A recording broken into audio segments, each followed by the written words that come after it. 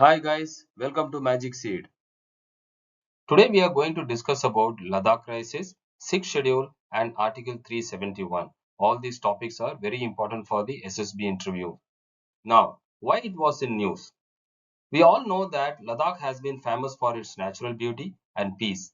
It was in national and global headlines recently for the series of massive protests which turned into violence in September 2025. It was shocking to know for all of us that the climate activist Mr. Sonam Wangchuk was one of the causes for the crisis. Now the point comes, why the protests? Because Ladakhis feel that they are politically marginalized after the formation of Ladakh as union territory post 2019. They feel that their unique culture and ecology is gravely exposed to the external pressure, which is a threat. Hence, they want a constitutional promise to protect their identity and their land. Before getting into the topic, we must understand the history. The population in Ladakh is largely Buddhist in Leh and Shia Muslims in Kargil. After 1947, Ladakh became part of Jammu and Kashmir. Since 1960s, Ladakhis have demanded greater autonomy, citing neglect and cultural differences with the Kashmir Valley. In the year 1979, Ladakh was divided into Leh and then Kargil districts. In the year 1989, riots between Buddhists and Muslims exposed deep communal rifts and demand for the UT status raised. In the year 1995, due to continuous protests, the central government formed the Ladakh Autonomous Hill Development Council, that is LAHDC, for Leh, granting limited autonomy for local affairs. In the year 1999, Kargil War underlined Ladakh's strategic significance due to its location along the line of actual control and near the China border. The war brought the region under national focus. In the year 2019, Ladakh was separated from Jammu and Kashmir and made a union territory, meeting one of the long-standing local demands in Leh but sparking new debates, especially in Kargil. In the year 2020 and 21, standoff with China in LAC, that is line of actual control. Since the year 2023 and 24, the demands of statehood and the inclusion of this Ladakh into the 6th schedule have started. To understand these demands, we first need to rewind to August 2019. Before then, Ladakh was part of unified state of Jammu and Kashmir. Jammu and Kashmir was shielded by Article 370 and Article 35A. Think of these two articles, that is Article 370 and 35A, as a constitutional bulletproof jackets. Now comes what is Article 370.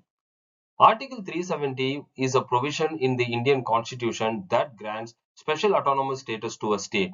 In this case, Jammu and Kashmir was given a special status under Article 370. If a state is granted with the Article 370, it can make its own constitution, and Parliament has got limited say on the Assembly's acts, barring few things such as defense, foreign affairs, finance, and then communication. Even the state can draft its own laws and govern most aspects independently. And these things were enjoyed by the Jammu and Kashmir previously, that is previous to 2009. Now, next thing comes, what is Article 35A? Article 35A is stemmed out of Article 370. Article 35A defines the permanent residents of the Jammu and Kashmir. It allows the Jammu and Kashmir people, it reserves the rights for them regarding land ownership and government jobs. It also bars the non-residents from buying land in Ladakh, protecting its fragile ecology and unique demography. Now we have understood the state of Jammu and Kashmir before 2019. On August 5, 2019, everything changed. Article 370 was abrogated in the state of the Jammu and Kashmir, and the state of Jammu and Kashmir was bifurcated into two union territories. One is Jammu and Kashmir together, and second UT is Ladakh. If you see there in the map, this blue part which I show here, this is totally Jammu and Kashmir before 2019. Currently, now this has been divided into two, where you can see my cursor is moving. Here, this Jammu and Kashmir is one UT with the legislature, because the earlier the JNK was having a assembly, state assembly. That assembly has gone with the Jammu and Kashmir, whereas now Ladakh is also a UT but without the legislature. and there is no land protection because the bulletproofs like Article 370 and 35A have been abrogated. So that is the reason now this land is without any bulletproofs. So which led to anyone from the country can come and acquire land and settle down there. Who are the key stakeholders of this crisis? One, Ladakhis, civil population, Leh apex body, the body which represents the people from the Leh, Kargil Democratic Alliance, the party which represents the people from the Kargil area, and then the central government. These four are the key stakeholders. Now let's see demands of the Ladakhis. The demand one is that statehood for Ladakh, and second demand is that inclusion of the region under the sixth schedule of the Indian Constitution. And the third demand is Public Service Commission, that is separate Public Service Commission for the Ladakhis. And the fourth demand is two parliamentary seats for, that is one each for Kargil and one for Leh. Whereas currently there are only one parliament seat for them. Now let's break down the first demand, that is statehood of Ladakh.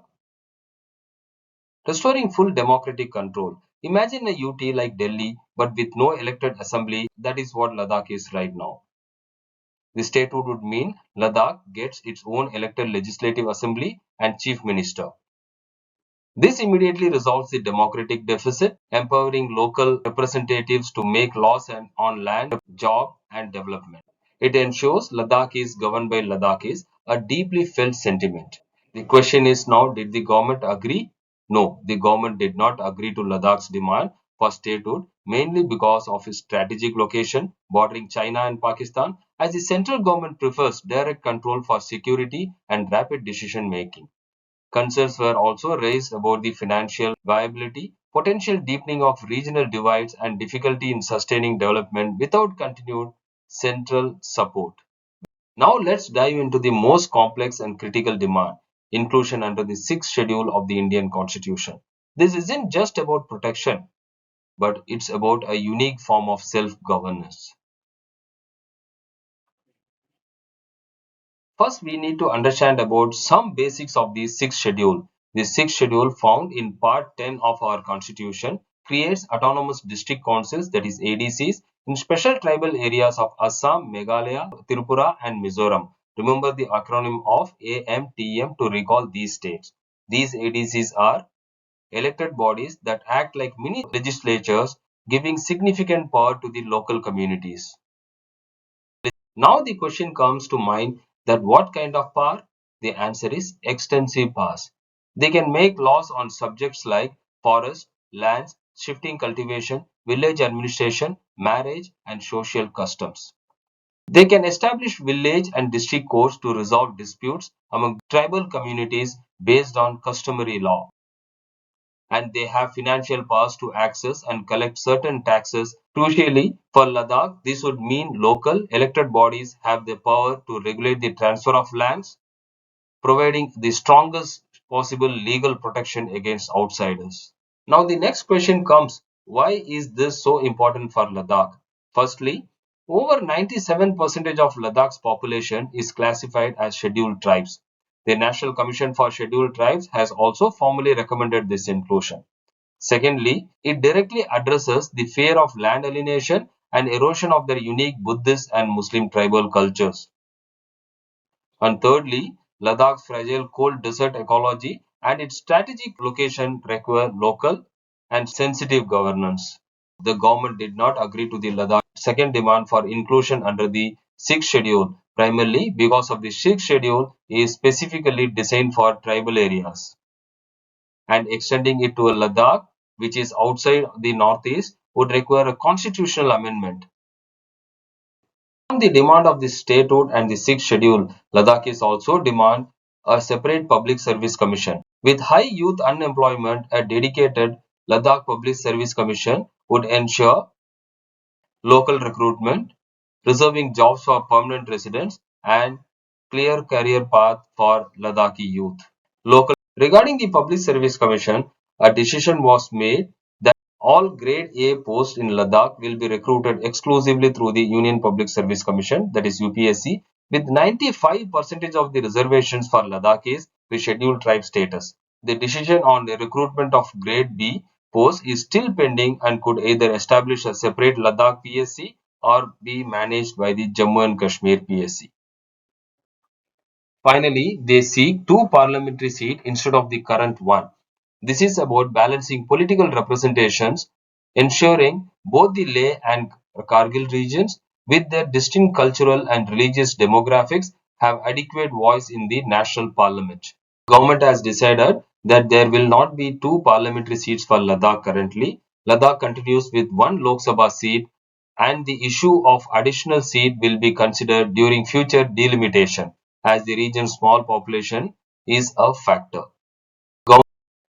Now let's understand the strategic importance of the Ladakh. This movement isn't happening in a vacuum.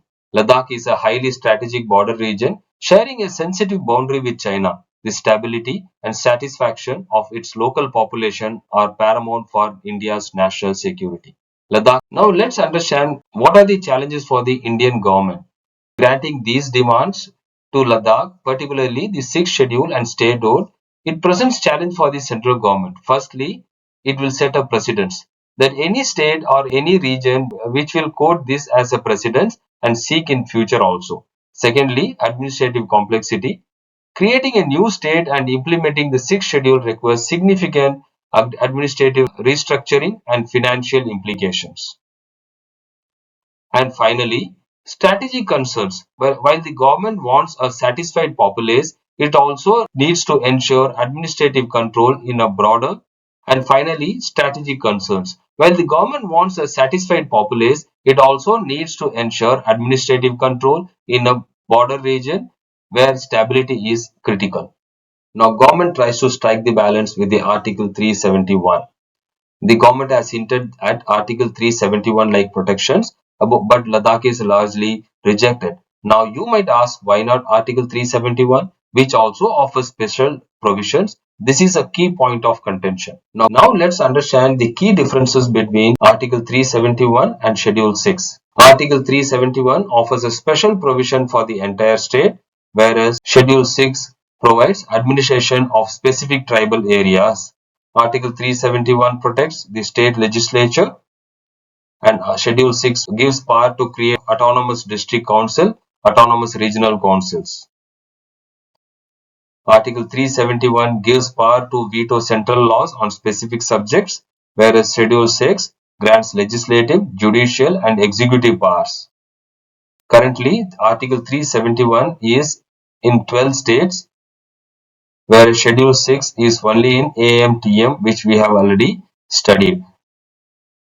Article 371 is actually a state-level economy which protects the state from central intrusion or key cultural and land issues, whereas Schedule 6 is a sub-state autonomy within the state. So these are the key differences between 6th Schedule and Article 371.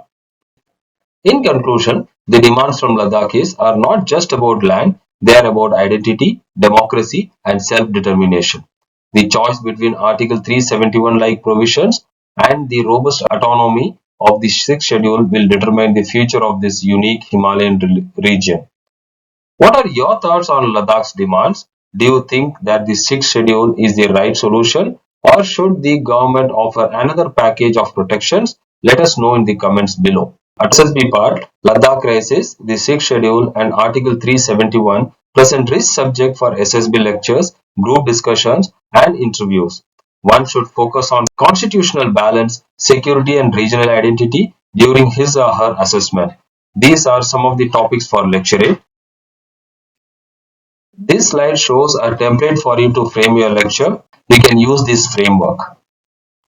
This is the sample topic for the group discussion on this topic, so you can go through and prepare your points accordingly. These are some of the probable interview questions. You can go through all these questions and prepare the answers. If you have gone through the whole video till last, you will be able to answer all these questions, this group discussion, and also prepare a good lecture for 3 minutes. Thank you friends. Have a nice day. We will meet in the next video. Jai.